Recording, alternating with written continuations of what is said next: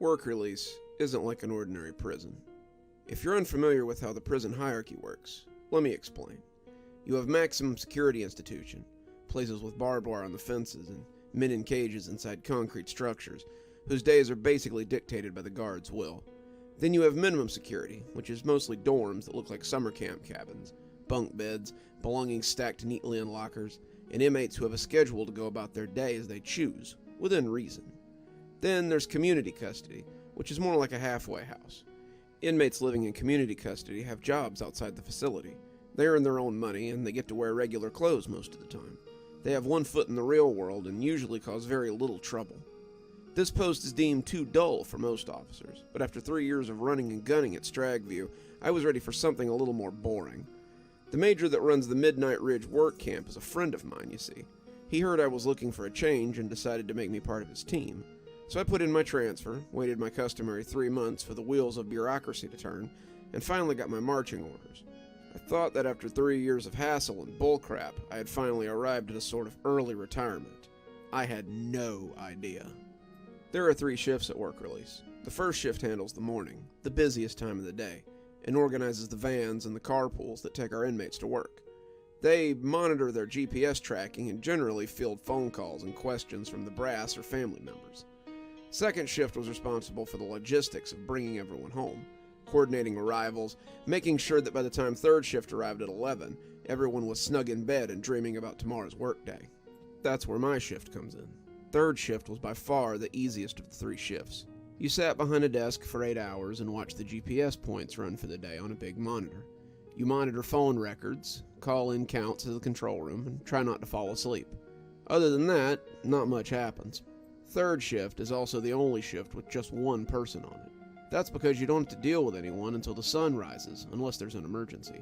I had ridden the 11 to 7 for about 3 months, and I had to say, it was the best post I'd ever had. I had to run chow at 4 a.m. and send 3 groups of loggers out at 5:30, but other than that, I rarely ever even saw an inmate unless I wanted to. That's probably how I lost my focus. I was out on a compound check when I first noticed the sound. Every night at midnight, I have to walk the compound and make sure that everything is locked up. Aside from the 2 dorms, there's a tool shop, a laundry room, a chemical shed, a motor pool, and a lawn shed where we keep the lawnmowers and weed eaters. It's also important to walk around to make sure the grounds are free of garbage and that no one's tried to drop off any care packages during the day. I've been told that sometimes people will do drug drops when all the inmates are at work, so we walk around periodically to check the drainage ditches and look for turned up turf that someone's hidden something under. So, I was walking the ground with my headphones in, listening to Spotify as I made my way around. That's when a harsh noise cut into the music. It sounded like TV static, or the high ree of power lines. I took my headphones off and cleaned the jack, thinking that that was the culprit. Once I had them off, though, I realized that they weren't the culprit. The sound was coming from the yard. Figuring that it was an extra energetic cicada, I kept making my way around as I tried to find the source. By the time I had checked the last shed, the noise had stopped. I walked back in and set about the difficult task of finding something to watch on YouTube in between my hourly rounds. An hour later, I was sitting with my feet on the desk and listening to a creepy reading when something caught my eye on the security monitors. Most of the compound is wired with cameras. You've got one in the control room, one in the kitchen, one in each dorm, one in each of the sheds, and 4 that sit in various locations around the outside. One of them faces the only road in, another one sits on the parking lot, and the other 2 face the rec yard and the backwoods. I looked at the cameras again, sure I had seen something blip across the back cameras, and nearly flipped out of my chair as I caught sight of something on the rec yard. Someone, I guess, would describe it better. They were standing in the rec yard, right in the middle of the basketball court, and looking at the woods. The center had once been a lumber camp, and it's pretty far back in the woods. There's only one access road, and I hadn't seen anyone drive up it. We don't get a lot of foot traffic out here, being about 5 miles from the nearest road, but we do get visitors from time to time. The signs on the road are usually enough to deter anyone that wants to come this far, so the idea that someone had just walked out of the woods and onto my rec yard this late at night was a little hard to believe. I unlocked the cage where we kept the shotguns and headed out nonetheless. It wasn't an inmate, they were all locked down for the night, so it had to be someone from outside the camp. I came out of a side door, barrel leading, and peeked around the edge to get an idea of what I was dealing with. They were still there all right, staring at the woods as they stood out on the blacktop. They were tall, around 6 feet, with a hood that obscured their face. The spotlight on the court showed me jeans and sneakers, and I began to think it might be a man. As I took in his profile and sized him up, I started to hear that high-pitched buzzing noise again. It followed me as I crept closer to the tool shed, and I had to squint as it seemed to buzz against my fillings. It was worse than before, the sound sliding across my mind like an ice skate, and as I swung around to challenge the man, I could feel my left eye twitching from the noise. I leveled the barrel at him as I challenged him in my loudest voice, the words stilted as that loud "ree" raked across me. "This is state property. You are not authorized to be here. State your business before I point my shotgun at an empty basketball court." I swept the barrel around, trying to listen for footfalls or heavy breathing. The guy had been there 1 minute and been gone the next, so if he were still here, I should be able to hear him. There was nowhere he could have made it in the couple of seconds it had taken me to come around the shed, and I was certain he had to be here somewhere. I'd seen him. The camera had seen him, and as I started walking around the shed, I tried to flush him out, challenging him every few minutes as I did so. It took a minute for me to realize that I could have heard him at all, because the loud ringing had disappeared from my ears. 30 minutes later, I had to accept that he had gotten away. The cameras, though. I made my way back to the control room, opening the door with my key, and sat down in front of the camera bank.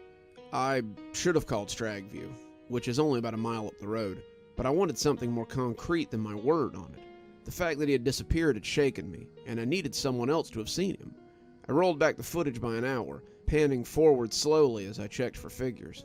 Maybe the cameras would show me where he'd gone to. I could go back out and find him, cover him until backup got there, and have a little excitement for a change. When I got to the point where I had noticed him on the camera, though, the blacktop was empty. I kept watching, thinking maybe I'd been wrong about the time, but when I rounded the corner with my shotgun a few minutes later, I rewound and looked again. There was no one there.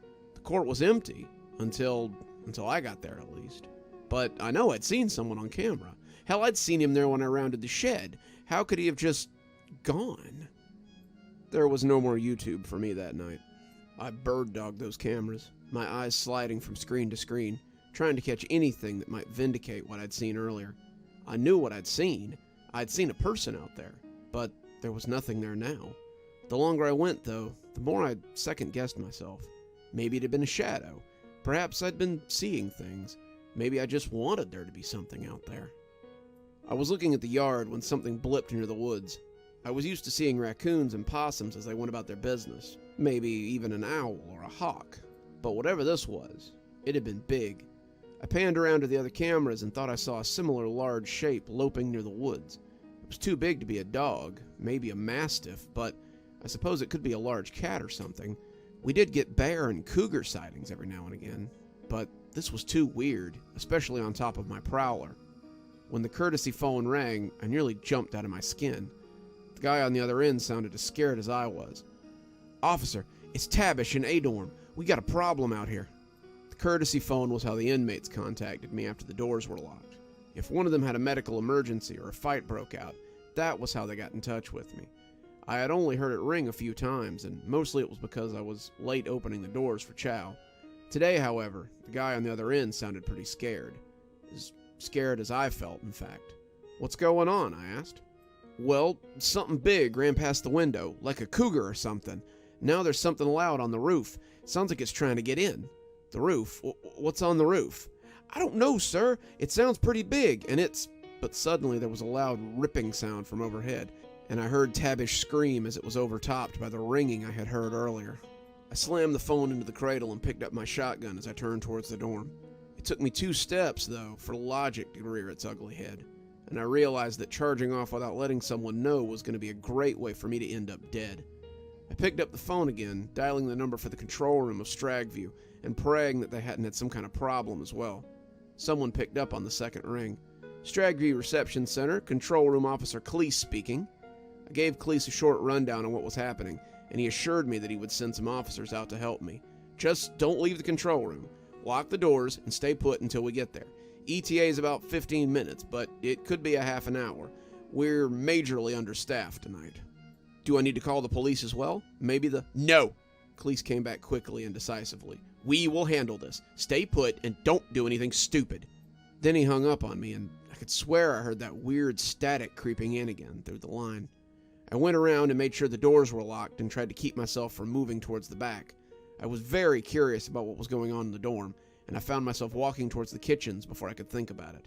I should, after all, go and make sure the kitchens were secured. It backed up onto the rec yard, and the dorms were beyond that, so if the doors weren't locked, something might get in, right?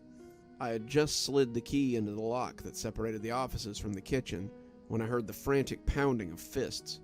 I threw the door open and saw a handful of scared inmates at the back door to the kitchen. They were pounding on the glass hard enough to send cracks running through it, and some of them were looking behind with terrified, jerky glances. Some of them stepped back when they saw the shotgun, but started pounding with more fervor when they saw I was the one holding it. "Please, let us in. These things out here are going to kill us." I glanced out back over the top of the drop sink and saw an abattoir spreading across the blacktop. The overhead lights near the woods and over the blacktop had burst, casting the whole space in a moonlight shadow. I could see large, loping creatures chasing scared inmates in the semi-darkness before burying them and savaging them with huge jaws. Their screams were a cacophony that I was surprised I was only now hearing, and many of them lay dead and bleeding across the blacktop. In the middle of it all stood a hooded man. He stood there amidst the chaos, taking it all in mildly from beneath his black hood. The beasts moved around him, long chitinous bodies moving gracefully, and I almost sensed his approval of it all. Had he brought them here? Were these his pets? My mind tried to make sense of it all, even as that skeletal reeing drove an ice pick into my brain. He turned then, his eyes meeting mine through the window, and I heard the screams dim a little as though someone had turned down a radio. His eyes bore into mine, and I could feel him root around in my brain like fingers over my scalp. The inmates at the door kept shrieking, but I hardly noticed when something came along and dragged them away. Many of the things seemed to be dragging my inmates towards the woods, but the man in the hood commanded my full attention. When he spoke in my head, it didn't even seem that odd. "We don't want you, watchman. Sleep and live to tell your friends what you've seen here. Oh, and be sure to give the warden a special message from me. Be sure to tell him that Reese sends his regards." Then that loud ringing reached a fever pitch, and I felt warmth trickling down the side of my head. My knees cut loose, and I split the left knee of my uniform pants as I crashed to the kitchen floor. I was suddenly assaulted by the loudest ringing I had ever heard, and it felt like a bolt of lightning was rocketing around in my skull. Fortunately, I didn't have long to suffer. I blacked out just as my hands came up to try to cover my bleeding ears. I wasn't aware of anything else until someone slapped me across the face, and I realized I was on the ground. They brought me to the prison and tossed me in a holding cell. That's where I'm awaiting the warden while he compiles the report from the work camp. From what I was told by the yard sergeant, a blunt man who came to interrogate me like a freaking inmate, all the inmates at the center are gone. I told him about the things, about the men, the bodies, and the blood out on the rec yard, but he didn't believe me. The sergeant said they hadn't found any bodies or blood there. The only person they found was me, asleep on the floor after making a disturbing call to the prison about someone attacking the work camp. The doors to the dorms were open, the locks missing, and they expect that there is now a roving band of inmates in the Stragview woods. The only person that seemed to believe me was the warden. He met me at the gate, asking me what had happened and what I had seen. I told him everything. I told him about the big creatures, like hunting cats, that had broken into the dorm, and the blip on the camera I'd seen as they moved around. I told him about the phone call from the inmate Tabish, where he had told me about the creatures that were trying to get into the dorm, and the static bursts as they made their way inside somehow. I told him about the man in the hood, even giving him the message that he had left for him. That was when the warden's carefully constructed cool had evaporated. "Hold him until I get back. I will have more questions for him." So here I sit to await my fate, thinking about the man who came to threaten the prison, and about the work release job I will likely never see.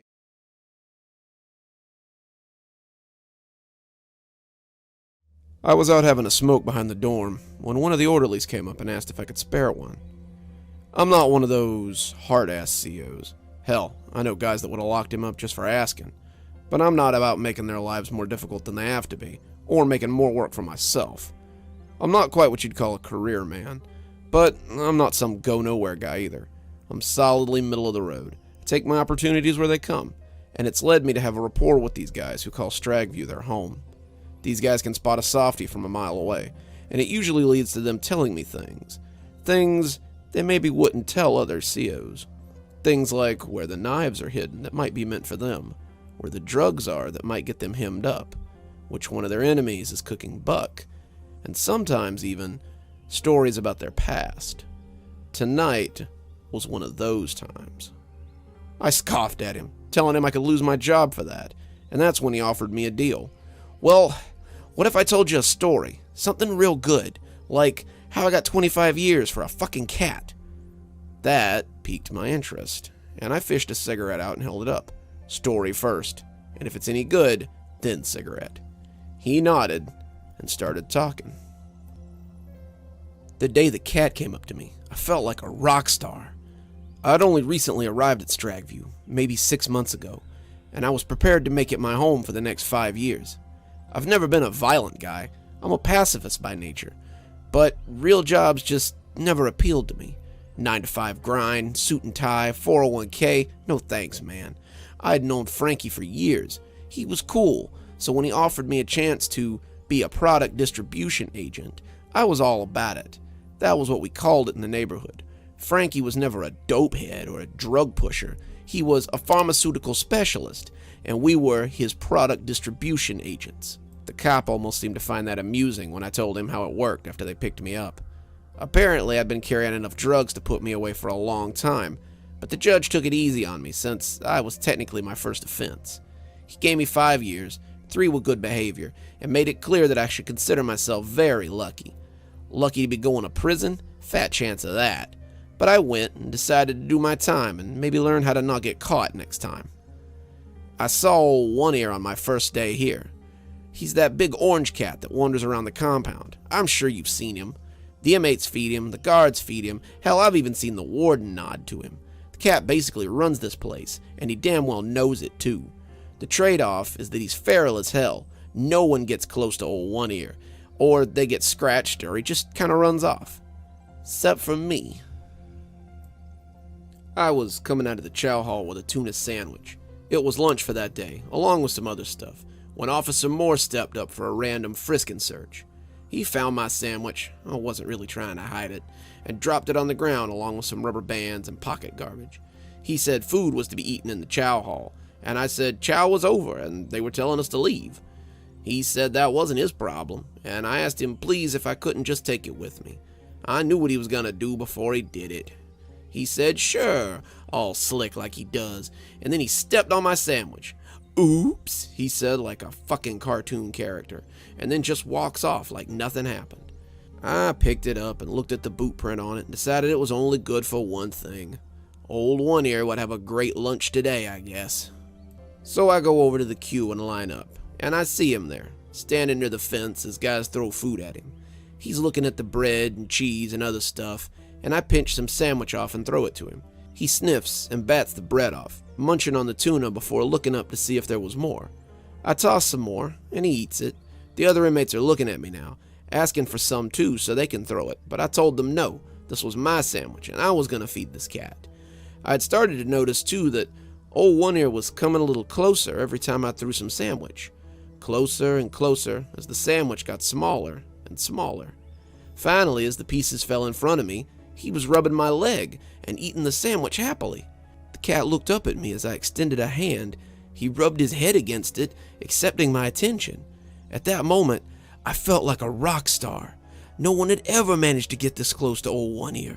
He would hiss or spit at anyone who got close to him, except for me. When the officer yelled for us to return to our dorm, old One Ear followed me, rubbing my leg and twisting between my feet. The other inmates didn't know what to make of it, and when one tried to reach down and pet him, old One Ear yowled and scratched his hand. The big lug just pulled his bleeding fingers away, and the others looked at me with a mixture of fear and awe. When I got back to the dorm, the cat followed me inside, hopping up onto my bunk and curling up on my pillow. I just sat towards the end of the bunk, looking at him like I couldn't quite believe it was real. Most of the cats on the compound looked mangy, ill-treated, or had signs of disease. Old One Ear had none of these. Other than the missing ear, he was perfect. His coat was short but soft, and when he flopped down on my lap, I was surprised to find that he lacked the crunchy fur that most of the outside cats seemed to have. I spent the afternoon on that first day absent-mindedly petting him, listening to him rumble like a small engine in my lap as the other inmates just watched from a safe distance. When Sergeant DeMelo came out to count later, I assumed there would be a problem. DeMelo is the brusque and often blustery nighttime sergeant who runs the dorm sometimes, and I could see his bushy eyebrows lifting as he saw the cat. I had seen him take bugs and rats from inmates sometimes, and even taken an inmate's birds once after he caught him raising them in the rec shed. He had just opened his mouth to ask me what the hell I thought I was doing when old One Ear rolled over and fixed him with a withering look. The guard stopped in his tracks, turned to stone as he stuttered out a question. Is that old One Ear? I nodded my head absent-mindedly as I stroked the cat. DeMelo nodded slowly, his head bobbing like a sleepwalker, and then he started on his way again as he shakily counted the others. After that, old One Ear and I were friends, and he slept at the foot of my bed every night. Well, for the next month at least. Old One Ear was never far from my side during those days. The cat followed me everywhere, and no one seemed to stop him. He ate chow with me in the chow hall. He walked the track with me on the rec yard. He sat with me in the library, and he walked the compound with me wherever I went. Even the most grizzled lifer didn't seem to want to get in his way, and a couple of new guys who tried were either run off by old One Ear or deterred by other inmates. The cat seemed to have an almost talismanic effect on the older inmates, and it's only afterwards that I realized it was fear, not respect, that stopped them. You see, the old-timers never feed old One Ear. The young guys, the guys like me who haven't been here very long, might feed him, but the old-timers never do, and they do their best to ignore him. They tried to warn me about him too, in their own way. The notes started appearing after old One Ear had been with me for about a week. I had noticed some of the lifers and the old-timers watching me, and I thought they were impressed, or maybe jealous. The young guys I hung out with were certainly jealous. They had wanted to try and get compound cats of their own, but the female cats hid their kittens very well, and the other cats were downright feral. To my knowledge, well, at this point at least, I was the only person to befriend one of the cats. Certainly the first one to befriend old One Ear. Or so I thought. The note was tucked under my pillow, and I started to just throw it away. Notes on or around your pillow are usually best ignored, unless you're looking to be a drug mule or someone's girlfriend. I had so far managed to avoid the attention of the gangs, and the affection of the inmates who engaged in that sort of courtship. But what was written on the note made me stop before tossing it. Don't let the cat see this.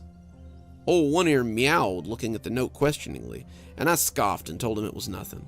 I crumpled it up and took it to the trash can, slip it into my pocket instead so I could read it later. I told the cat I was going to the bathroom, the one place it seemed unwilling to follow me, and he meowed and returned to my bunk. The cat was so human sometimes that I didn't think to question it. I hadn't had to deal with pets in quite some time, and I guess I had forgotten how very unhuman they sometimes are. The note was short, but definitely gave me the chills. You don't know me, and I won't name myself just in case that cat is reading over your shoulder. You need to get rid of that animal, and fast. He ain't no normal cat. He picks people sometimes, random people, and never anyone you'd suspect. Then, something happens to them. They get hemmed up with drugs, they get found with a weapon, or they just go off and kill themselves, and that cat is the only constant. I can't prove that he's responsible, but he seems to mark them for strangeness. Destroy this letter after you read it, and if you want more stories, come find me at the card table on the rec yard without your furry friend. Solitaire. I read the note a few more times before peeking around the stall to see if the cat was anywhere around. From the cubicle, I could see him sitting on my bunk, his amber eyes looking at me expectantly. I flushed the note. I couldn't tell you why. It certainly wasn't because I believed the writer, but it was better to be safe than sorry in here. I pulled my pants up and returned to my furry friend, old One Ear rubbing against me as I came within proximity. For the next couple of weeks, I thought about the note and what it could mean. I didn't believe it, but what if it was true? Stragview is such a strange place. Sometimes you really can't just say for certain that something is or isn't here. You got guys who claim the tower the warden lives in used to be full of rats, and now he uses them as his spies.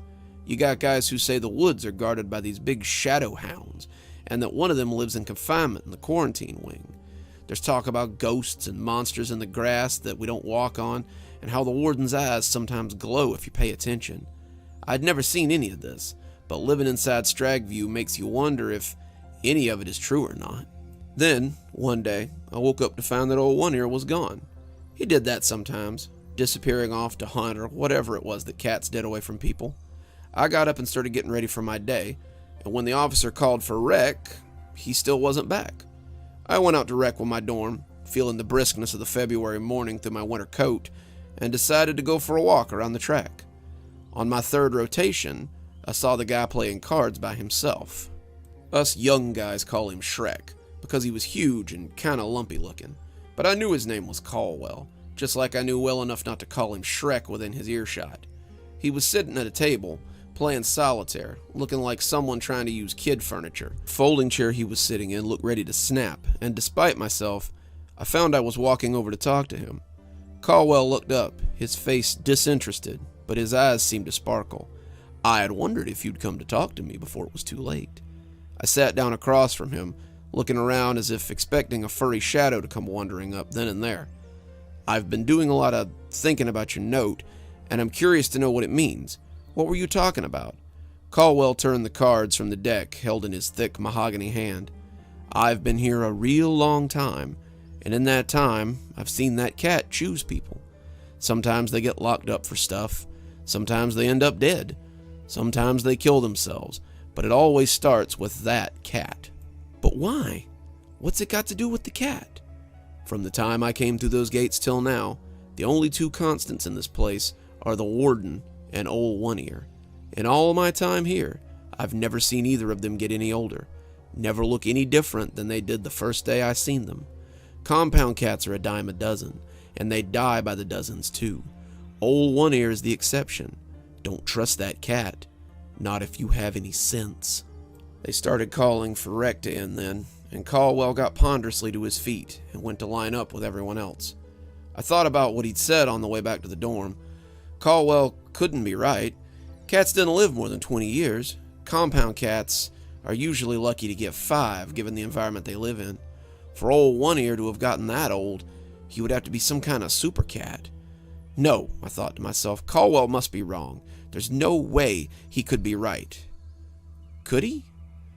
Old One Ear was waiting for me on my bed when I got back, his tail held high and a wrapped snack cake in his mouth. That was the start of old One Ear's little gifts. I never knew where he got them from, but the next 2 weeks he would show up sometimes with little presents. He brought me snack cakes, cups of soup, even a pack of cigarettes once. No one ever reported any of these things missing, and I never got in trouble for having them. Old One Ear never brought me any of the other gifts that cats usually bring their masters. I never found any dead birds or mice on my pillow. As we smoked the cigarettes that night, hiding out behind food service when we were supposed to be working, my friends spoke jealously about how they wished they had a pet that would bring them cool stuff. They wouldn't think so highly of him after that night, though. When the alarms went off, we all woke up and rolled out of bed to get in our blues. This sort of thing happened sometimes, usually when something bad had happened, and the guards started directing us outside. I grabbed my coat and heard something metal hit the floor.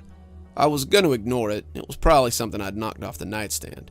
But when the sleeves of my jacket were wet, I turned to see what it had been. Laying next to my bunk was a shank covered in blood.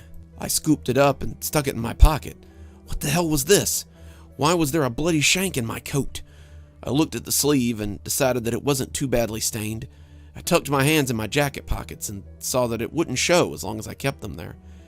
They would probably take us to the yard so they could remove us one dorm at a time while they searched. If we decided to make something of it, the rec yard was basically one big oval that they could turn into a killing field, and we all knew it. No, my best bet would be to hope they didn't search us before we got there so I could hide this stuff. "Hey, you deaf?" someone shouted, and I turned to look at him as I got myself right. "Get your ass to the rec yard, now!"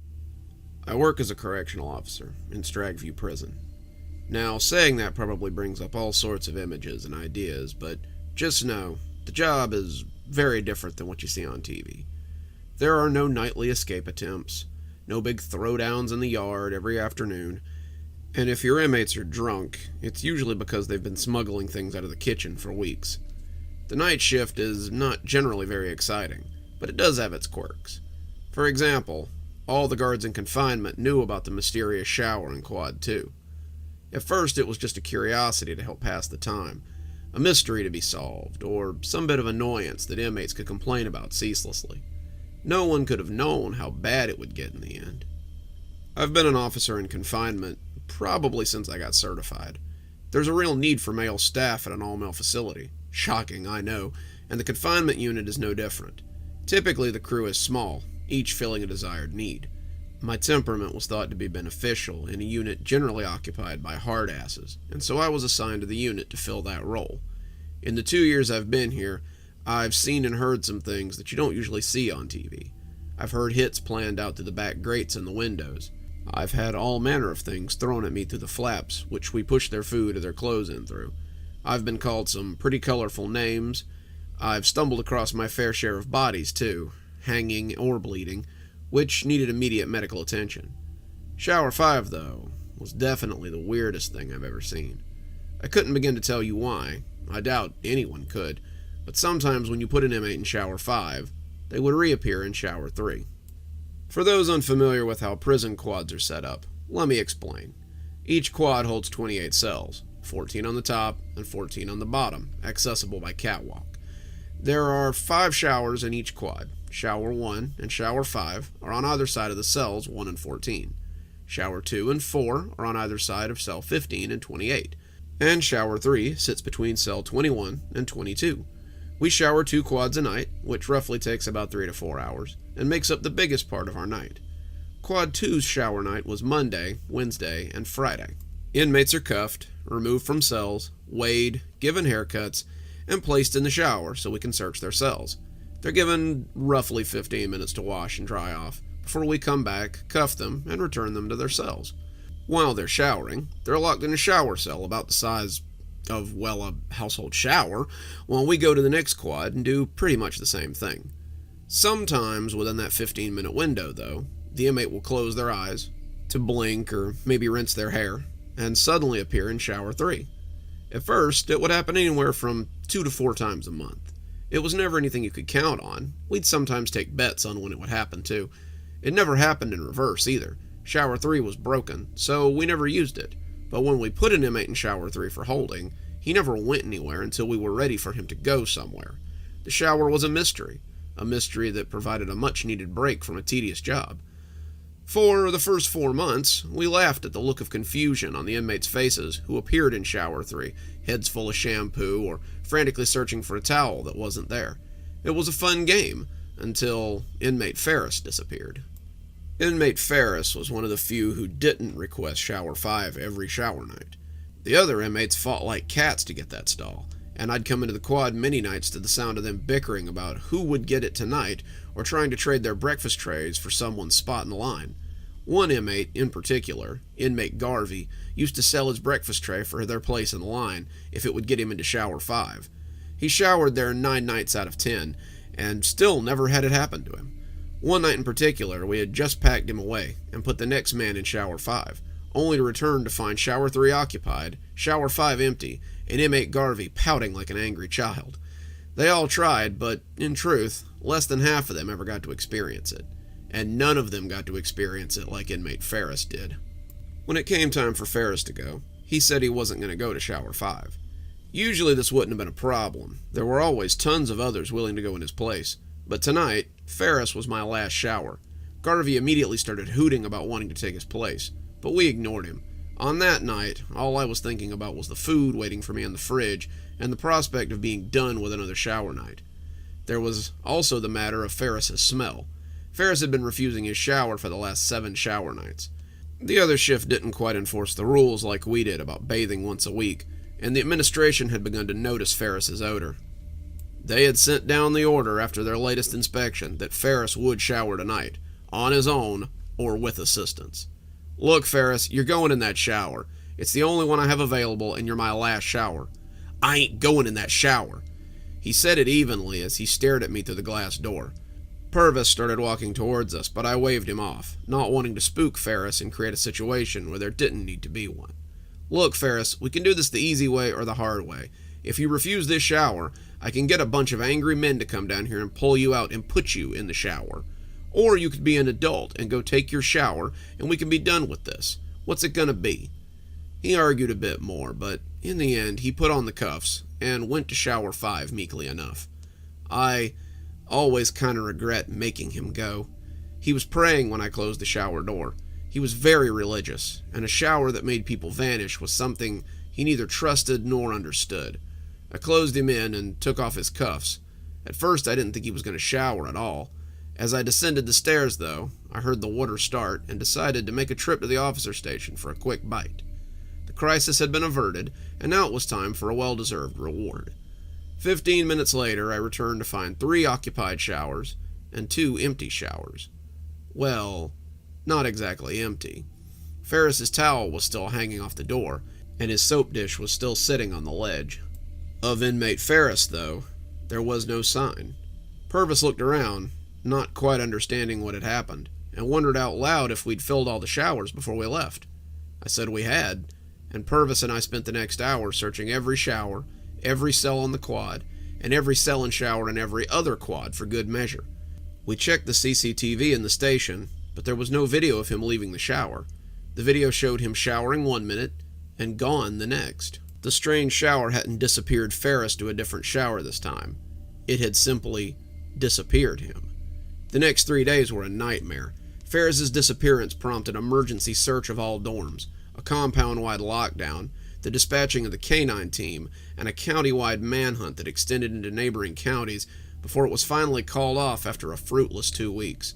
For 3 days, we were questioned, had to make multiple written and verbal statements, and were grilled endlessly by the local and federal officers. The cameras clearly showed that we had been absent from the quad when Ferris had disappeared, so after 3 days, they had no choice but to let us return to work.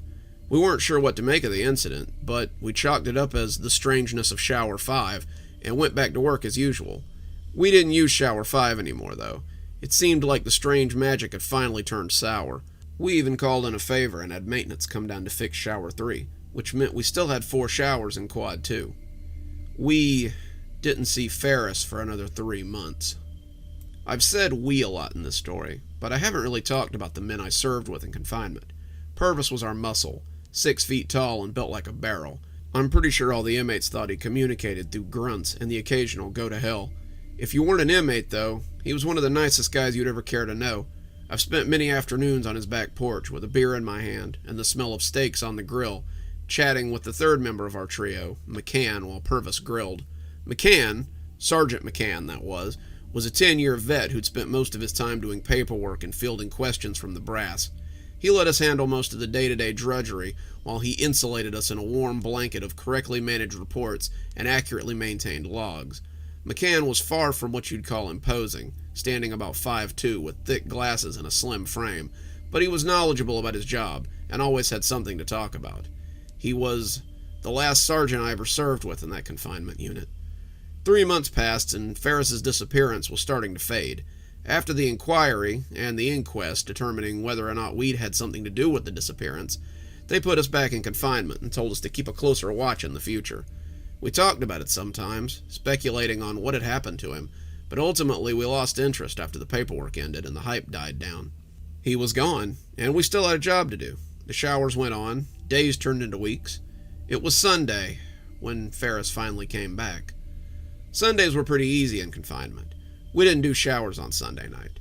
The night was spent cleaning and passing out toiletries and generally just finding something online to watch so we could run out the clock. We brought food in to share most Sundays, and this one was no exception. I brought chicken, Purvis brought soda, and McCann brought a pecan pie his sister had made. By 9 o'clock, we had caught up on our paperwork, passed out our toiletries, and we were full as ticks and ready to find a movie. I had my feet kicked up on the desk and was just getting ready to enjoy a nap when the sound of boots on doors started in Quad 2. McCann looked up from the screen and sighed. I knew it was too good to be true. We headed out into the quad to see what all the kicking was about. As Purvis and I came to the door, we were buffeted by the screams of, "Shower 3!" and "It's Purvis! He's dying!" We came up the stairs 2 at a time, and what I saw will haunt me until the day I die. I'd seen men get hurt in the line of work, I'd seen men get stabbed, and I'd watched a few men die, but I had never seen anything to top this level of cruelty. It was Ferris, all right. We'd arrived in time to see his last few breaths and listen to him wheeze as his lungs finished filling with blood. He lay on the dirty shower floor, his blood pooling as it tried to flow into the drain, and shuddered out his last seconds of life. He was naked, and we were saved having to look at his mutilated genitalia because of the fetal position he'd taken. A nurse would later tell us that he had been cut and sliced cruelly before he died, and his stomach and intestines were a mess of punctured tissue. We didn't know about this until later, but what we could see was horrific enough. His skin had been sliced by long claws, and his back looked as though someone had tried to peel him a strip at a time. His arms, legs, neck, face, and especially his back were in bloody tatters, and when he finally died, I considered it a mercy. "Go get the Sarge," Purvis said, and as a man with the shortest time in, I was relegated to the bubble while McCann went to the floor to assess the situation. They took Ferris out under a sheet, and it was dripping red in its wake. This started a whole new bombardment of paperwork. CCTV footage was combed over a frame at a time, witness statements were taken, and dispositions were written. Luckily, we had done our rounds on time. One of us was on camera not even 30 minutes before he'd appeared in the shower. It was agreed that the incident had been no negligence of ours. The narrative they constructed was an unsatisfying one, but it kept our bacon out of the fire, so we didn't argue. Ferris had managed to worm his way into the grates through the showers and had made it to the ventilation system. The other inmates had likely been feeding him and telling him when to stop moving. This was before audio was normal in the dorms, so we couldn't check to see if they were talking to him. After 3 months, he'd gotten bored and wandered into one of the big fans and gotten cut up. He drug himself back into the shower 3 this time, and called for help. That's where we had found him. No inmates admitted to having talked to Ferris since he disappeared, and no blood was ever found in the vents. But this was a much better narrative than a shower that kept sending inmates from one shower to another. Sometimes, administration just wants paperwork to look good. Making sense was secondary. After that, no inmate would go near Shower 5. It spread the compound seemingly overnight, and any inmate that came into Quad 2 would refuse to go into that shower. We were more than happy to oblige this request. One more weird occurrence and they'd pull us all out and separate us between the other dorms. We all liked being where we were, and we were in no hurry to get sent somewhere else. For the next few months, we kept a low profile and tried our best to keep the disturbances to a minimum. If we needed a reminder of the incident, all we had to do was look at the red stains on the floor of Shower 3, the ones that no amount of scrubbing could get rid of. We managed to keep the weirdness to a minimum for about a month, before it came completely off the rails. Purvis and I were conducting showers in 3 and 4 when they brought in our latest wild child. Everett was what we'd call a frequent flyer. Had we known he was coming in, we'd have put him in the cell we'd just released him from 3 days ago. He'd gotten into another fight, probably over gang politics, and now he was sitting in the sally port again, cussing up a storm. When they asked us where we wanted him, we didn't even think about Shower 5. We told them to just put him in a shower on the other side and we'd deal with him later. I don't know if he said something to them or not, but they later told us that they loaded him into Shower 5, leaving the cuffs on because he was being combative. We finished showers later that night. Just about the time my butt hit the chair, I remembered Everett. I haven't heard a peep out of him. Did they load him into a cell? McCann looked at his board and shook his head. Pretty sure they put him in a shower. A quick look through the glass told us that he wasn't in one of the ground floor showers. How could he be? We had used all the bottom showers to shower other quads. When I asked them why they had put him in Shower 5, they answered that it had been funny to watch him piss his pants in fear of the mystery shower. It was less funny after the events of that night. We were preparing to go put him away when a chorus of screams brought our attention to the quad. Inmates were screaming, terrified wails that only the doomed are capable of, and the whole quad was going nuts. We could all see the door to Shower 5 heaving and buckling as something slammed into it with a machine-like rhythm. That wasn't like any kicking I'd ever heard, and added to the screaming, it put me on edge. Shower 5 had become something sinister, something not altogether understandable, and I did not want to see what new horror it had in store for us. I started to move, despite my apprehension, but McCann stopped me. "I've got this. Call the captain and get some help down here while we see what's going on." His action saved my life that day. Sometimes I wish it hadn't. He and Purvis left the station in a hurry, piling up at the door as they hunted for keys. They came through the door, one behind the other, as they mounted the steps in a flurry of motion. They were at the top of the stairs and heading towards the shower when the door buckled outward. That door was reinforced metal, and whatever was on the other side had separated it from the hinges. The hinge hung lamely, concrete still clinging to it, as something dark and groping tried to climb through the hole. The snapping mouth glistened in the overhead lights as the creature scrambled and pushed to be free of the prison. I saw Purvis take a step back, bumping into McCann as the two tried to process what was happening. All thoughts of calling for help had fled me as I watched the events unfold. The creature freed itself from the hole, black goo glistening on the torn door, and made its way up the wall with a hellish shriek and a metallic clitter I could hear through the glass. The whole quad had started to scream, and their hellish chorus was only drowned out by the creature's scream of pain as it left its glistening trail behind it on the concrete wall. The two officers, my friends, stood like statues as the thing swung its eyeless head from side to side. It seemed to be confused by all the screaming, the sound bouncing off the concrete, and I thought they might escape as Purvis took another tentative step backward. That's when McCann started screaming. I'd seen McCann face the most hardened of inmates, seen him hold the line during the last summer's riots as we held the gate against a dozen screaming inmates. But this creature was too much for him. He screamed, and it cut across the hellish sound of the quad like a knife through butter. The creature then turned its eyeless face towards him, and the front of its bulbous mouth split open to reveal lines of serrated teeth. It loosed a high-pitched sound like a piece of farm equipment stripping its gears, and leapt, coming stickily off the wall. Its path took it straight into Purvis, who was frozen in front of the screaming sergeant. It rode him to the ground, knocking McCann off his feet, and the strange mouth ripped itself open to reveal rows of glistening black teeth. Its mouth dove, and it tore chunks of flesh out of the screaming man as McCann scooted backwards in a state of sheer terror. He reached for his gas, the small can of chemical spray that is usually our best defense against aggressive inmates, but his hand seemed unsure how to break the seal that held it in the holster, or even whether or not he wanted to. The creature, meanwhile, was wolfing down gobbets of the quickly exsanguinating Purvis. Purvis was not a small man. I had seen him lay hands on men who would have given me trouble, and put them on their faces as easily as someone subduing a child. Purvis was straining against the thing as it tore bloody strips out of his shirt, his undershirt, and his chest, but his biceps were losing purchase, and he was starting to weaken. The creature raised its muzzle all at once and bit down on his face, engulfing the man's head in a single bite. As Purvis kicked and thrashed under it, I saw McCann get to his feet and run for it. The catwalk had 2 points of egress, and McCann seemed to think that if he could get to the other side, he could elude the creature and put the solid steel door between them. He almost did it, too, until the creature looked up from the stripped skull it was chewing on and heard him running down the stairs.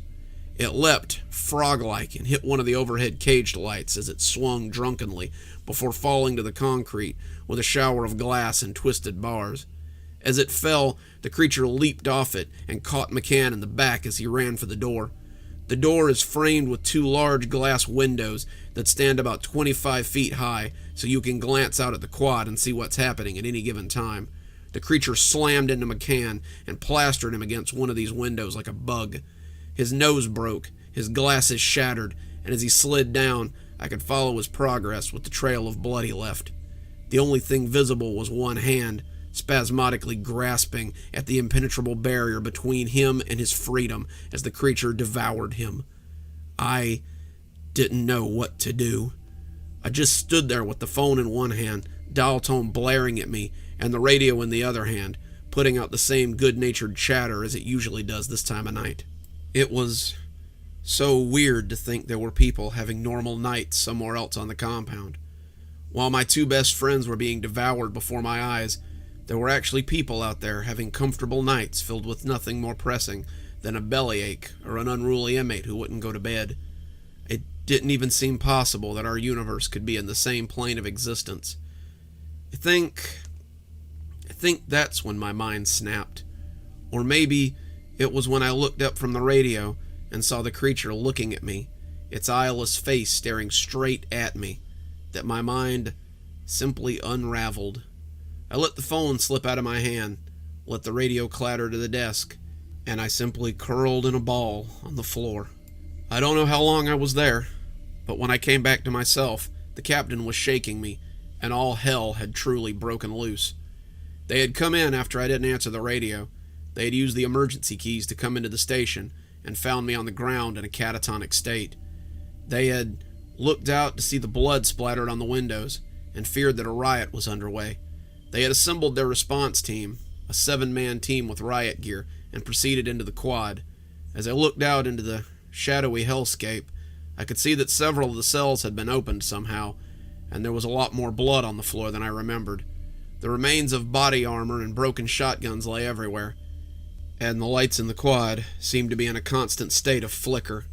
The team had gone in and been attacked by what they thought was a mountain lion. They had been ripped to shreds in a matter of minutes. Only the team leader had managed to escape after throwing a flash grenade in the thing's face. It had batted the door a little while trying to get at him, but had eventually gone back to eating the remains of the 6 other members. The team leader said it looked like some of the inmates had been killed, though he couldn't figure out how it had been getting into the cells. They looked to me for answers, but I had none. The team leader joined me in a fetal ball in the corner, while the captain made calls for backup. I sat in that station for the next 2 days, nodding off when sleep finally took me, and watching as the state police and animal control tried to figure out how to get this thing out of the quad. After the 3rd police officer was ripped to shreds, we got a visit from someone higher up. The warden came into the station, looking nonplussed and calm as ever. He had a sit-down with the captain and the chief of the state police, who had made my station his command center. He told us that the quad was to be quarantined until further notice, the reflection on his glasses making him look as inhuman as the creature. No one was to go in or out until this thing was dead. Captain asked him what we should do about the men trapped inside, men who hadn't eaten in 2 days, and he simply shrugged and said if they were in there, then they were as good as dead already. That thing isn't going to let anyone out once it's in there, and a rescue attempt isn't going to do anything but lose you more men. Don't worry, though. We'll make it so no one who's gone through the door ever existed. The warden led the chief out after that, and all the state police went with him. It was just us in our own little world again after that. He was true to his word, too. McCann and Purvis were unmarried bachelors, so they just disappeared one day after work. Of the 27 inmates who'd been in that quad, I don't know. Their files were gone when I came back. Their DC numbers and CDC records expunged, and all the cells were open and empty. The doors to Quad 2 have been sealed shut, the doors welded closed, and caution tape has been draped across it. I was offered McCann's position as confinement sergeant, and I took it. I didn't take it because I wanted it, but because I felt like it was my sacred trust to guard against that thing every night. I've never seen it during the day. It doesn't seem to like the light, but at night you can catch glimpses of it in the darkness as it stalks the rats and roaches that still live out in the quad. The new officers they put back here always ask me what happened in Quad 2, but I never tell them the whole story. If they knew, they might try to get in and get its attention, adding more blood to my hands. I've seen officers come and go in the last 10 years, but I haven't told anyone about the incident. My captain's a major now, at another facility. Everyone from my old shift has either quit or moved on. I alone keep my vigil here every night.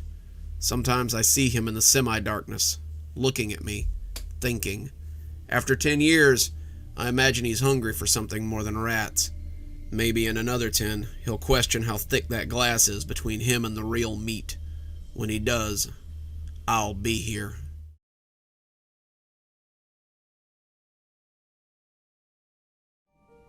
I've been working on the Stragview work squad for about a year. Working is the best way to make the time go by. At least that's what I thought. Before I'd been arrested for aggravated assault, I was a landscaper's assistant. I ran the mower, cut the bushes, moved mulch and sod in the hot sun for some fat cat client that had money to pay for landscapers, and if it hadn't been for the bar fight, I'd have probably gone right on doing that for the next 20 years until I finally blew my brains out. Now I get to do it for the next 5 years until I'm up for parole. If I live that long, I guess. Stragview's a big old prison that's been around since, I don't know, the turn of the century, I guess. It's split into 2 sections, the outer ward and the inner ward.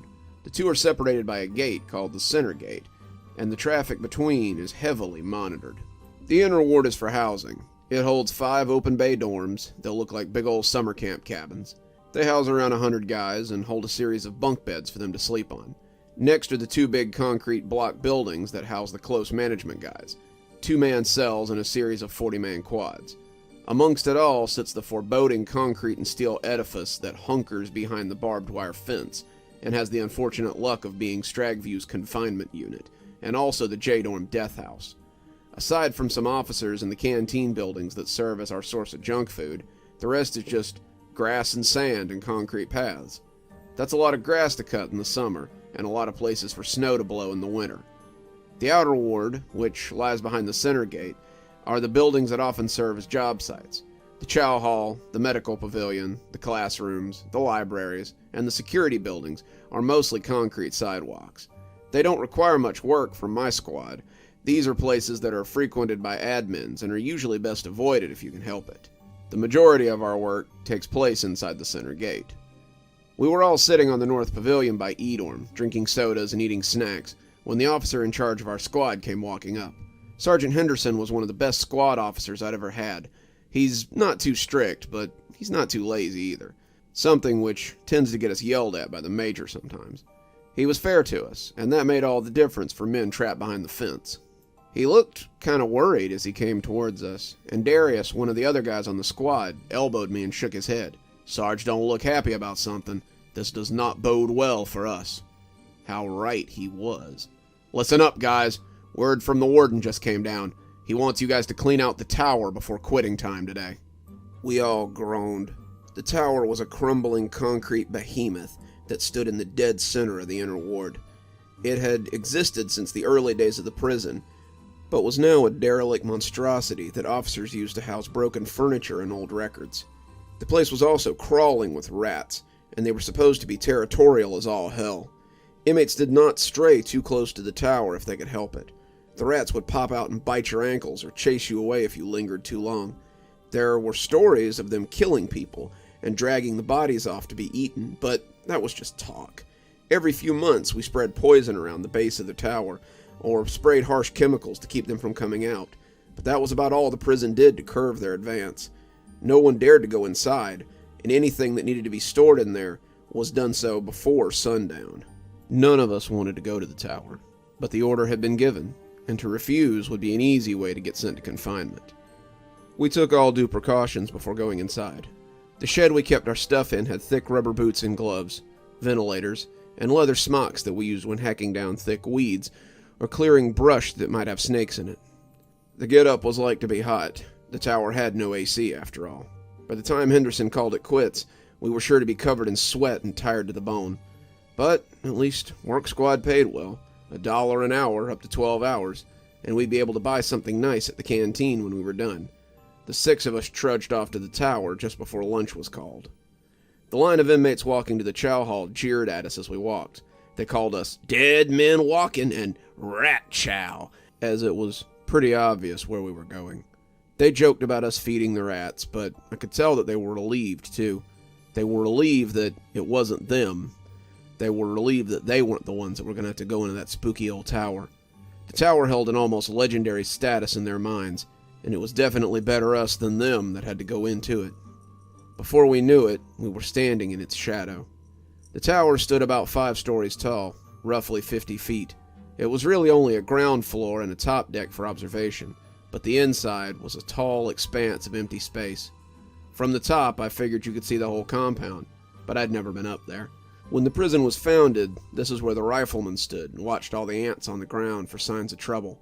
Now it was just a relic, something that reminded people of the good old days, and a home for the multitude of rats that lived here. The darkness was heavy and oppressive when we walked inside. The sun fought to find its way through the dusty windows, but found itself unable to pierce the decades of caked-on grime. Sarge flipped a switch next to the door, and the overhead lights came on for a second with a single buzz. It shone for about maybe 20 seconds before exploding in a shower of sparks and glass. The room was once again bathed in darkness, and the light coming through the door seemed unwelcome in that menacing place. We could already hear things moving around in the miasma of broken junk.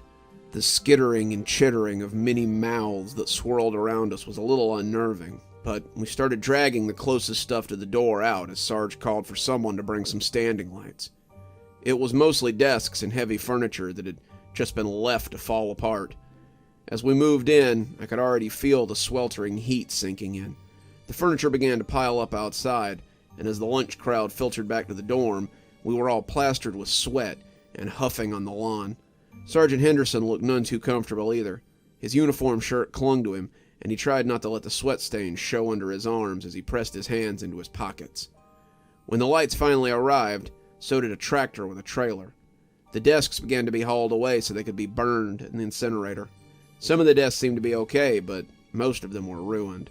They were broken, some split along the legs, and others bowed and sagging under years of use. It was clear that some had been in much better shape when they had gone into the tower, but the legs had been chewed and the tops were covered in rat piss and droppings, both old and new. As they came into the sun, you could see the slimy leavings all across the desk simulated wood top, and I felt gross even through my gloves. The number of save desks were minimal. Most seemed destined for the incinerator. With the lights set up and bathing the inside in a hazy glow, we began to work deeper into the tower. The deeper we went, the more rats we found. Under every shadowy crevice and in every yawning drawer, there was a little cluster of them waiting to be discovered. They weren't horror movie rats, but it's pretty startling when something comes jumping out at you in the dark when you least expect it. As we moved the desks, we broke up their nests. Their nests were little collections of paper and wood that housed families of rats just waiting to be discovered. They came hissing out at us and slapped across our aprons and ankles like furry bullets. The thick gloves we had kept them from biting us, but they still fastened onto our hands and had to be shaken loose. Just the act of being bitten was horrific, and several of the guys started to refuse to go back in after the first hour. The mixture of hazy dark and loud angry animals was putting them on edge. It took all of Henderson's interpersonal skills to keep us working. Even so, there were mutinous whispers the whole time. Slowly but surely, we got the floor cleared. As the furniture began to disappear, the rats started to flee. They ran out the front door and ran up the stairs to the top of the tower, even squeezing through the crumbling floorboards and disappearing into the foundation. After a particularly fat rat wiggled through the boards, I bent and peeked through the slats into the inky blackness. I couldn't see much. It was as black as pitch down there. What I thought I saw was something that reminded me of water. I heard the current of wrestling feet, and as I stood back up, I tried not to think about it as I moved soggy cartons and threw them onto the pile of trash. A river of rats, an ever-flowing stream of black-furred bodies, flowing where exactly? I wish I'd remained ignorant. It all started when Sam went missing. Sam was a big guy, simple but strong, and he'd been moving around like a tractor in low gear all day. The big blonde farm boy had been moving desks with ease, laughing when the rats had bitten at him and throwing them against the wall with relish. In prison for an assault, like I was, he had grown up on a farm. Rats were probably no more bother to him than a fly. I was moving a big old heavy desk made of genuine mahogany when Darius stepped on a rat. He yelped just as the rat squealed pitifully, and he tripped backwards. When he went down, the leg of the desk snapped as it crashed against the floor, and the desk fell onto his leg. The crunch was audible, and he started screaming almost immediately. I tried to get the desk off him, and it took 3 of the others to finally get it to the side. His leg was a bruised mass of purple flesh, the bone clearly broken. Henderson came running over and swore loudly when he saw the leg. Medical was radioed, but no nurse would willingly set foot in the tower. In the end, Wilbur and Reggie lifted him onto an old canvas stretcher that had been pushed into the corner, and they took him to medical, Henderson already in tow.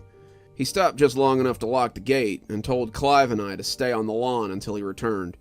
Then he huffed down the sidewalk as Darius screamed and the other 2 tried not to jounce him.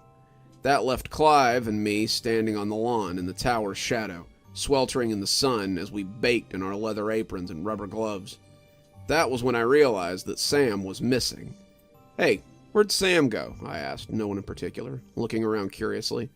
Clive only shrugged at my question, leaning against the tower and basking in the shade. He was an older guy, about 50, and he had been with the work squad the longest. He acted as a straw boss most of the time, something we let him get away with because of his age. Today, I really wished he had helped take Darius to medical and left someone else to sit here with me. The guy was worse than useless, and before my eyes, I watched him fall asleep in the warm shadow of the tower. I started looking for Sam, walking around the tower to see if maybe Sam had decided to nap somewhere outside as well. A quick trip around the base told me that he wasn't there. I turned to the front lawn, Clive still snoring comfortably, and looked at the gaping maw of the tower. He was still inside, but I didn't see how that was possible. He would have heard Henderson calling everyone out. He certainly hadn't decided to take a nap in there. That would have been a death sentence. The longer I stood there, the more I knew I'd have to go inside. I took a hesitant step, growing bolder as I approached the door. It yawned like a mouth, the darkness unaffected by the daylight that held sway outside. I stuck my head in first, looking around the now clear floor and seeing no one. I glanced up at the spiral staircase that led to the upper observation area. I doubted he had gone up there. That was out of bounds, and Sam wasn't prone to rule breaking like that. That's when I saw the rubber boot silhouette in the harsh halogen lights. It was laid on its side, moving ever so slightly, the owner hidden behind a small collection of desks still to be moved. I couldn't believe it. Sam was sleeping in here with all these rats. I knew he was a big dumb farm kid, but that sounded like a great way to get chewed on. I walked over to the desk, ready to wake him up and drag him out onto the lawn, but I recoiled in horror as I looked over that desk. The green rubber boot had a leg in it that had been severed at the knee. I fell back against the wooden planks as I stumbled, and when my arm went through the rotted flooring, I felt wiry fur and then hard ground. Something bit my arm, and I pulled it free with a little jerk. The ground beneath the floor was dirty, covered in rat droppings and crunchy from old rat bodies. As I watched, I saw a flurry of rat bodies come scuttling past the opening. There wasn't much room beneath the boards, but the skittering masses didn't seem to need much. Then a dragging sound drew my attention back to the leg that was behind the desk. As I watched, I could see it disappear around the corner of the desk. I sprang up. The idea of rats dragging what was left of him down into the earth was appalling. I sprang over the desk to chase it away, coming over in a rush. What I found was an absolutely huge rat dragging the leg away. It reared up at me as big as a good-sized cat, and I backed away hesitantly as I assessed my stance. I reached for a broken-off 2x4, laid across the desk, and swung it at the bristling creature. It ran then, tail bobbing, dropping the leg as it ran for whatever hole it had come out of. That was when my cockiness got the better of me. I ran after the rat, brandishing the chunk of wood and chasing it as it fled in terror. I heard his smaller cousins running as well, and I swung the piece of wood around my head as I whooped and galloped around. They had been a constant terror this whole afternoon, and now I was getting some much-needed revenge. I should have counted my losses and went back outside. I would soon wish I had called in sick that day and just stayed in my bunk. When my foot sank into the wood this time, I tried to pull it out and give chase. Instead, it sank up to the thigh, and I was left squirming to try and get it loose. The big rat stopped running and turned to appraise me with its beady eyes. I swung the wood in his direction, but he was out of range, and he knew it. I squirmed and struggled, trying to get myself free, but when I heard the wood splintering, it didn't register right away. It wasn't until I was falling that it sank home how much trouble I was in. I was in free fall for a few seconds. The air dragged out of me as I plummeted into the darkness. When I hit the stone wall in some ancient chute, I felt my back being scraped as I smacked against it again and again. The wood tumbled out of my hand, and after 30 seconds of falling, I worried I would simply fall forever. Like Alice down the rabbit hole, I would fall until I found the floor. Unlike Alice, I would likely not survive the fall once the floor found me. I landed on something soft about 5 seconds later. It knocked all the wind out of me when I landed, and the sharp little spurs poked into my skin. I could feel blood oozing from the wounds, but they didn't seem to be too bad. My legs still worked, my arms too, and As whatever I had landed on began to wiggle, I rolled onto the floor. I assumed I had landed on a rat warren. The spiky barbs must be wood they had scavenged for their home, but when I rolled off, I quickly scrambled away when I saw what I had landed on. The light from above fell on a massive rat, as long as a sofa and just as big. It lay wheezing in its final moments, its body pulped and mushed. I had broken its bones when I landed on it, and its black and gray fur was riddled with bone spurs that had popped free. Its single piss-yellow eye rolled to meet mine, and I could see its profound confusion as it breathed its last ragged breaths. I took a shaky step back, still transfixed by its staring eyes, and that's when I started to hear the scuttling of many feet across the stone floor. I turned to the nearest tunnel and ran, not wanting to see what other horrors lived down here. I ran through the dark pretty much at random. The tunnels were pitch black as I put the light from the first room behind me. But I had a small lighter, and I used it to see my way. I had survived the fall somehow, and I held my hands in front of me as I ran to not put it out. I became aware of a strange scraping noise from up ahead. It sounded like hundreds of claws scrabbling on the stone, and I knew at once that I did not want to see what was making that noise. The tunnel left me few options, though, and I knew what lay behind me if I turned back. The sound got louder as I walked towards it. The floor became slippery the further I went, and my feet crunched as they came down on something brittle strewn across the floor. A flick of my lighter revealed small animal bones, probably rats, and some of the skulls were big enough to have been large dogs. As for the sudden wetness, I couldn't tell, but the terrible smell that accompanied it made me not want to investigate too closely. I came out of the tunnel and into a towering cave a moment later, and that was when I found the source. The lighter dropped out of my numb fingers, but I had seen all I needed to see in the flickering illumination. I crouched down, hands scrabbling, hoping beyond hope that whatever it was hadn't seen me. I knew it had, though. In that lightless place, I might as well have been carrying a bonfire. I could see its thousands of eyes glaring at me in the darkness. Their hate was enough to freeze me in my tracks. The Leviathan despised me, despised the intruder into its kingdom.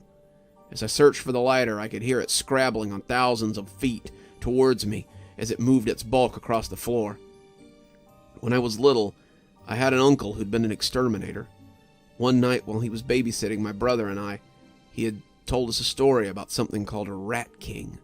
Not some prissy mouse with a crown like we'd seen in the Christmas play either. This was a group of rats whose tails had become hopelessly entangled to the point where they couldn't escape each other unless they chew their own tails off. He had spoken of dozens, maybe even 30 rats strung together in a writhing mass. He had told us about a collection of creatures that had become one creature, living as a symbiotic mass. I remember my brother and I sitting in awe of such a beast as we tried to imagine what it would look like. As I found and sparked the lighter again, I saw the mass of rats. There were hundreds of thousands of them, many the size of mastiffs, with their tails coiled like ropes. The one at the center, though, was an absolute beast. He stood at their core, eyes like semi-truck headlights, big as a small elephant, and his hissing cry sent shivers down my spine. He was at their center, their tails wound to him, and despite his size, I realized he was too massive to move without their collective legs. As the flame came to life again, I realized how close they were and took a step away.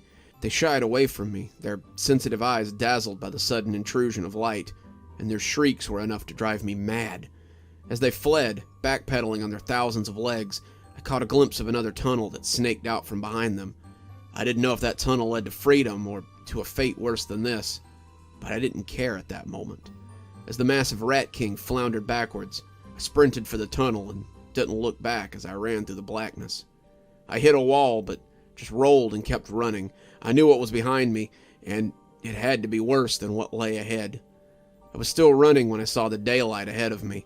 I had been running flat out for what felt like hours, and as my eyes registered the return of some kind of light, I kept right on running. The air became less oppressive, my eyes adjusting to the light's return, and I stopped suddenly as late afternoon greeted me from the mouth of a small cave. I moved out cautiously, and it was a good thing I did. I was soon looking out over a precipice that looked down into the old gravel pit the prison had operated at some time. I had to be a mile or more outside the fence, bruised and bloody and bone-tired. I considered sleeping there until morning. One look back made me think better of it, though. I climbed to the top of the pit, no easy feat, and walked back to the perimeter fence. A post vehicle stopped me, an old hatchet-faced sergeant pointing his gun at me as I tried to explain what had happened. He zip-tied my hands and put me in the bed of his truck, driving me back to the prison's front gate as he called in to find out some information from the control room. When I was pulled out by a couple of unhappy officers, they led me straight to the security building, saying someone wanted to talk to me. I had expected that I would be punished, that I would be charged with escape, that I would be transferred to another facility or sent to confinement. I never expected to be taken to the warden's office. It was well after dark when they sat me down, but the warden looked resplendent in his usual pinstripe suit and little gold-rimmed glasses. The guards unshackled me as they sat me down and then simply left me alone with him. He slid a cup of something hot to me, and I drank the coffee happily.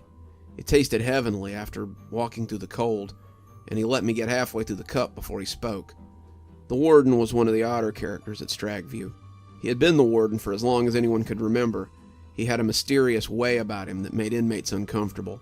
No inmate wanted to speak with him, not even the new ones, and he had never once been attacked or accosted in the whole time he was with the department. "So, I understand you've had quite a trying day," he said with a smile. I nodded, still sipping at the coffee. "So how is it that you came to be outside the fence?" I told him about my fall through the floor of the tower, how I had seen the rats in the tunnel, how I had run through the tunnels to escape them. I felt my hands shake as I told him, and I was afraid that I might spill the coffee on his carpet.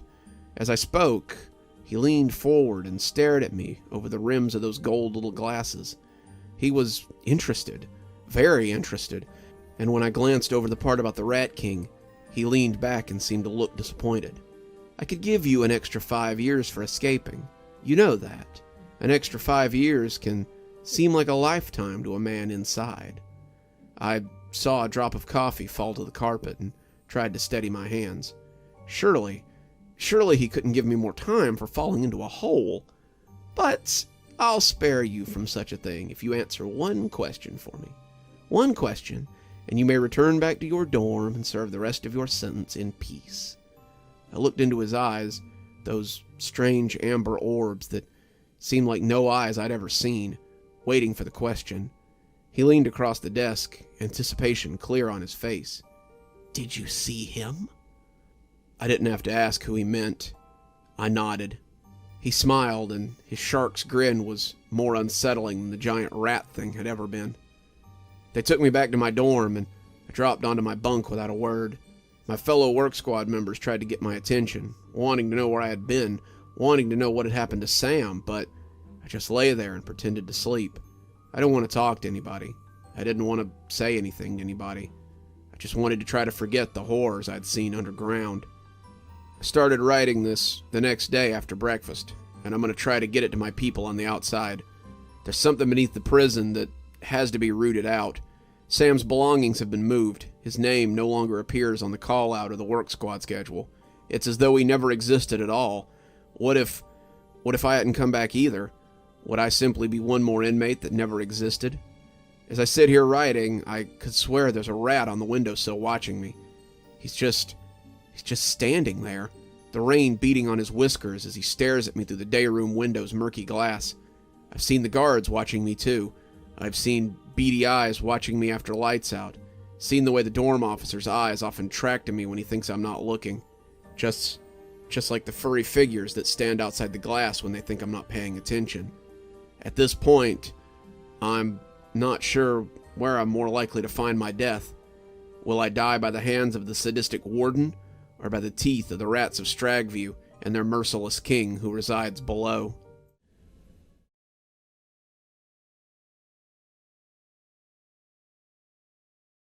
"Hey, dumbass, can't you read? Stay off the Wardens Grass." I looked at Scott, the inmate who had been walking next to me, and saw that he had indeed taken a step onto the pristine grass that set between the concrete paths. Scott looked up, making eye contact with the brick of an officer who had yelled at him, and stepped back onto the sidewalk, as we walked back from chow to our dorm.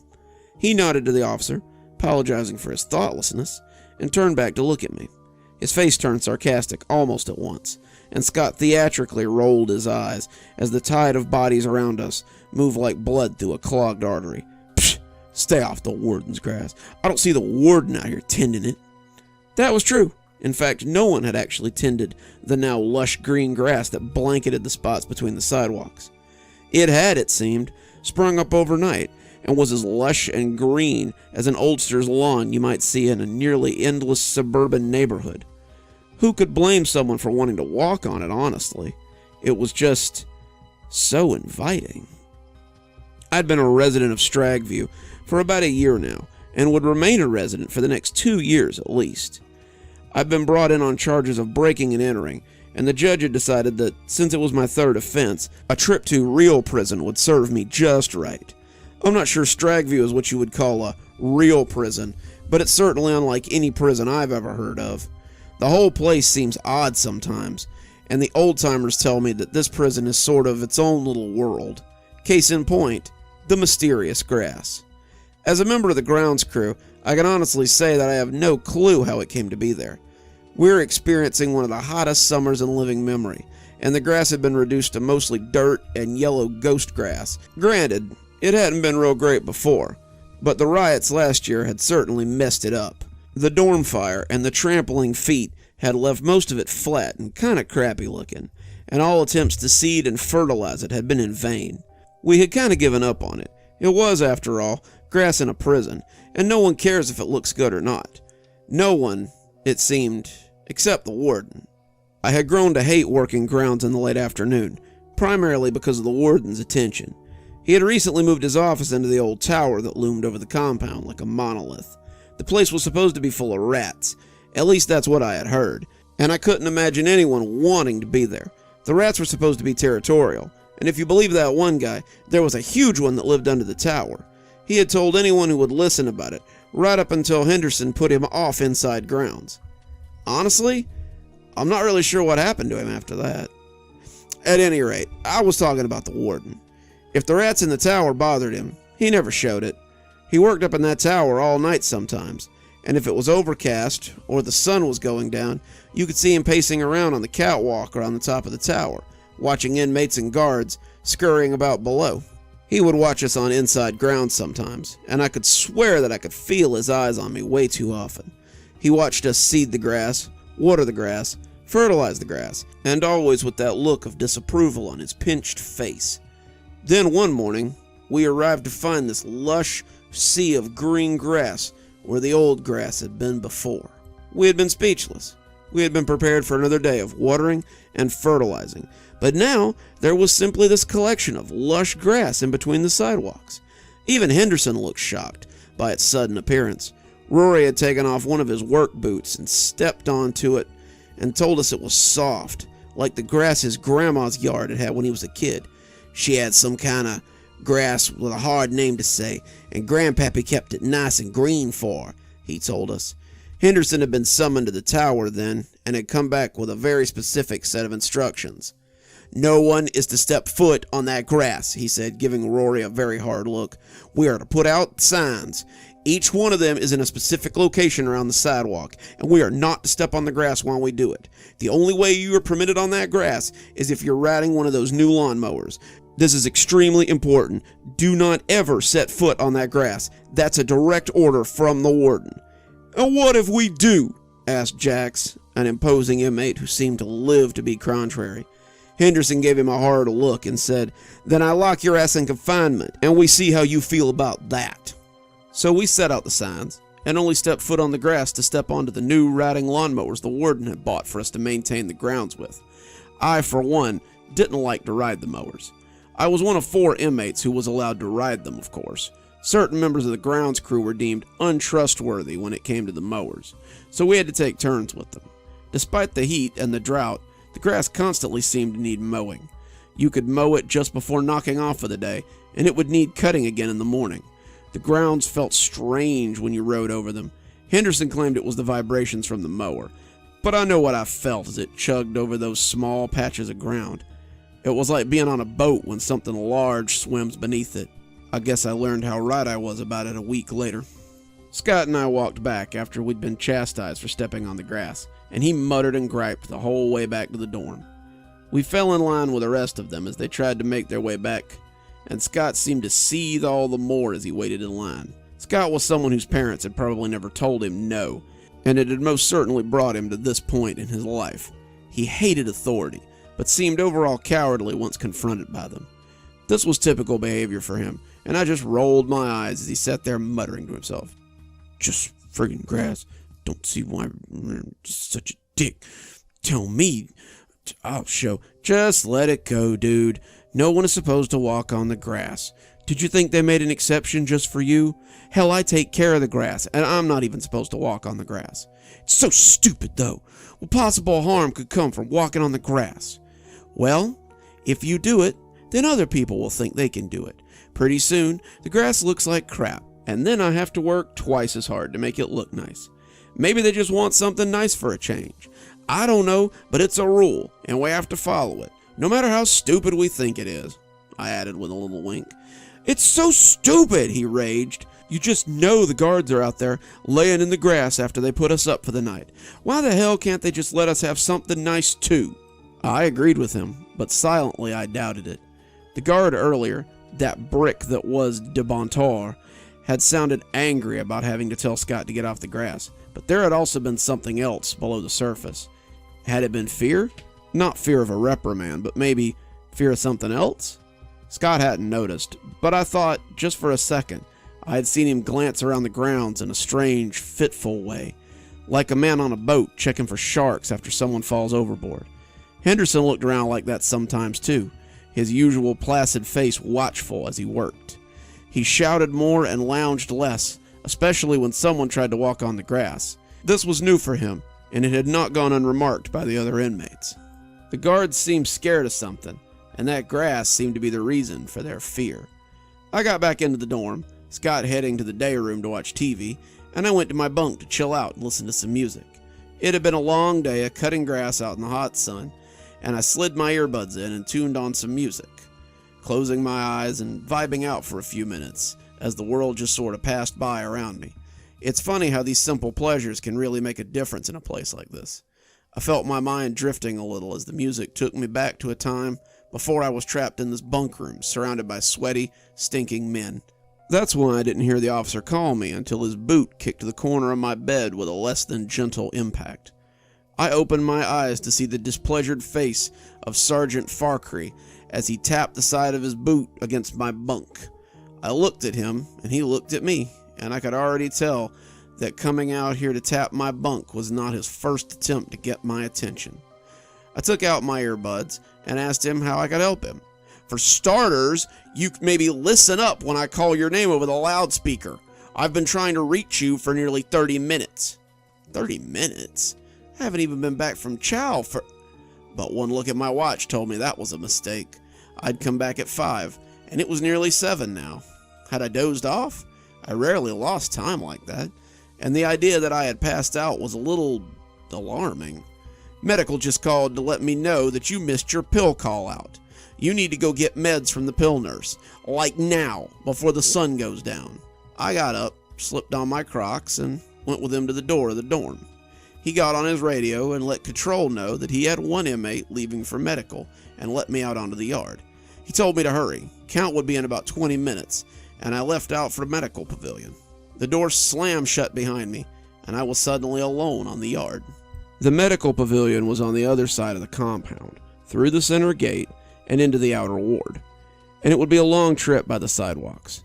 As I turned, taking the concrete path, making my way towards the center gate, I saw the grass that lay between and realized I was going around my elbow to get to my knee. I could just cut across the grass and be there and back before even anyone called a count warning. I knew I shouldn't. We all knew that we shouldn't, but it was such a short stretch. Plus, the grass was just so inviting. I looked at the yard and saw no one. I looked at the captain's office and saw no one standing around it smoking. I looked at the warden's tower and saw no one standing on the catwalk. I took a tentative step out into the grass and sighed as the light brush of it struck my legs. It was so nice, so soft, and Rory had not been wrong. I bent a little and ran my hand over the grass, feeling it tickle my palm as I went. I had never felt grass so luxurious, and I closed my eyes as I walked, waiting for someone to yell at me. I didn't care if I got chastised. I was enjoying my time in the grass, and I walked slowly through the tickling bristles. I was halfway across the 15-foot stretch of grass when I felt that small boat, large animal feeling beneath me. I can't explain it. It makes no sense. But I was suddenly moved to run. I needed to run flat out, get back to dry land as quickly as possible. I ran, despite running being the biggest no-no of them all. People who ran in prison drew attention. Running means an emergency, and it was the first thing they taught you not to do. I felt the grass tickle me as I ran, that feeling of enjoyment melting away. The tickle was now something akin to whiskers of some animal that ran over my nerves. That swelling feeling beneath me grew, like a whale getting ready to breach, and I jumped the last few feet to make it to the concrete. I fell on my hands and knees, bloodying my hands and scuffing my knees as I came onto the sidewalk. I turned my head, expecting to see something split the ground, but there was nothing. The grass waved placidly, the night birds called softly, and the compound seemed peaceful. I walked in a fitful mess, the grass on either side of me looking deceptive as I walked. Every stalk seemed to wave to me, seemed to entice me, seemed to say, "Come frolic in me, it's okay." I could remember a picture book from when I was a child about a choo-choo train that had gotten in trouble for playing in buttercups, and the grass looked like those buttercups had. So warm, so inviting, so much like a trap. I walked to the medical pavilion as sunset set around me, feeling so much better once I got past the center gate. I was stuck in medical for count. I had taken longer than I thought, I guess, and when I got out, it was nearly full dark. I had almost forgotten about the grass somehow, though I'm not sure how. Seeing it again made me remember the experience anew, though. I stopped at the gate, looking out at all that grass, and felt my legs getting shaky. I didn't feel like I had the strength to walk back across that grassy field, even on the sidewalk. I clung to the fence as I waited for someone to notice me. At that point, I would have gone to confinement if it meant I didn't have to face that swaying green trap again. Unfortunately, someone wearing blue found me first. "Hey, buddy, you okay?" I turned and found Jensen, an inmate I knew from around the compound. Jensen volunteered to work inside grounds sometimes, and was just an all-around nice guy.